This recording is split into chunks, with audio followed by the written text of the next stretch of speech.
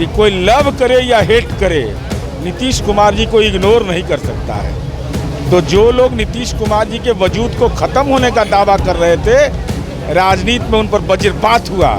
2024 के लोकसभा चुनाव में हमने शानदार जीत हासिल की और इसके सुखद परिणाम यह आए कि हम दिल्ली की सरकार के भागीदार बने हैं।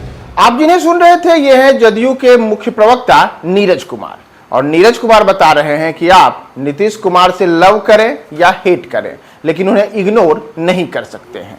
नमस्कार, मैं हूं प्रियदर्शन और आप देख रहे हैं न्यूज फॉर नेशन। और जदयू के मुख्य प्रवक्ता नीरज कुमार का यह बयान उस समय आया है जब नीतीश कुमार और एनडीए में उनके भाजपा के साथ रिश्तों को लेकर के कई किस्म की चर्चाएं आम हैं।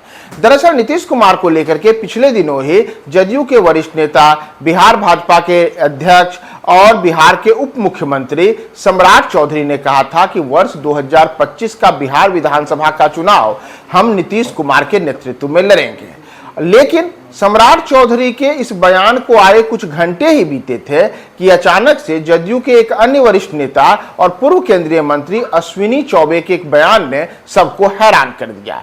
एक ओर जहां सम्राट चौधरी यह बता रहे थे कि हम नीतीश कुमार के नेतृत्व में वर्ष 2025 का बिहार विधानसभा का चुनाव लड़ेंगे, वहीं दूसरी ओर अश्विनी चौबे ने इससे अलग बिल्कुल पूरी तरीके से उलटते हुए नीतीश कुमार को लेकर के यहां तक कह दिया कि नीतीश कुमार के नेतृत्व में वर्ष 2025 का चुनाव लड़ा जाएगा या नहीं लड़ा जाएगा, इसे लेकर के फिलहाल कोई आम सहमति नहीं है। और सम्राट चौधरी के बयान से अलग बयान देने के अश्विनी चौबे की जो टिप्पणी आई, इसके बाद सियासी हलकों में कई किस्म की चर्चाएं तेज हो गई। बातें यहां तक शुरू हो गई कि कहीं ऐसा तो नहीं कि नीतीश कुमार और भाजपा के रिश्ते में फिर से खटास आ रहे हैं, कहीं ऐसा तो नहीं भाजपा नेताओं के में नीतीश कुमार को लेकर के आम राय नहीं है, कहीं ऐसा तो नहीं कि सम्राट चौधरी और अश्विनी चौबे जैसे दो किस्म की बातें कर रहे हैं। वैसे ही भारतीय जनता पार्टी के भीतर कई अन्य नेता भी हैं जो नीतीश कुमार का नेतृत्व स्वीकारने को तैयार नहीं है, तो कुछ ऐसे नेता हैं जो नीतीश कुमार के साथ ही अपने आप को रखना चाहते हैं।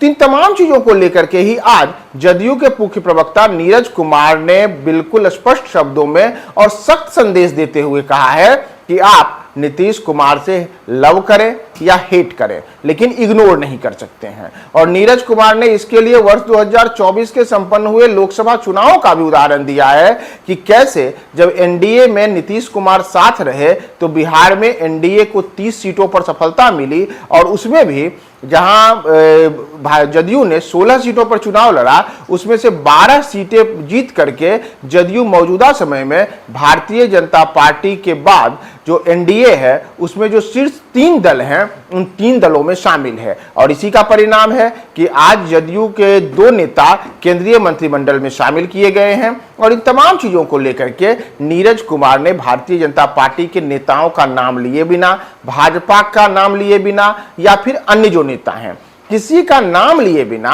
एक सख्त संदेश दिया है कि आप नीतीश कुमार से लव करें या हेट करें, लेकिन आप उन्हें इग्नोर नहीं कर सकते हैं। और इग्नोर नहीं करने का ही नतीजा रहा कि वर्ष 2024 का चुनाव परिणाम सबने देखा है कि कैसे नीतीश कुमार के करिश्माई नेतृत्व का नतीजा बिहार में देखने को मिला है।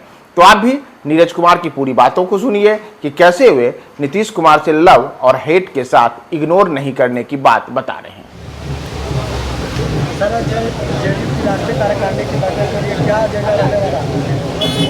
एजेंडा तो राष्ट्रीय पदाधिकारी तय करेंगे, लेकिन इतना तय है कि कोई लव करे या हेट करे, नीतीश कुमार जी को इग्नोर नहीं कर सकता है। तो जो लोग नीतीश कुमार जी के वजूद को ख़त्म होने का दावा कर रहे थे, राजनीति में उन पर वज्रपात हुआ।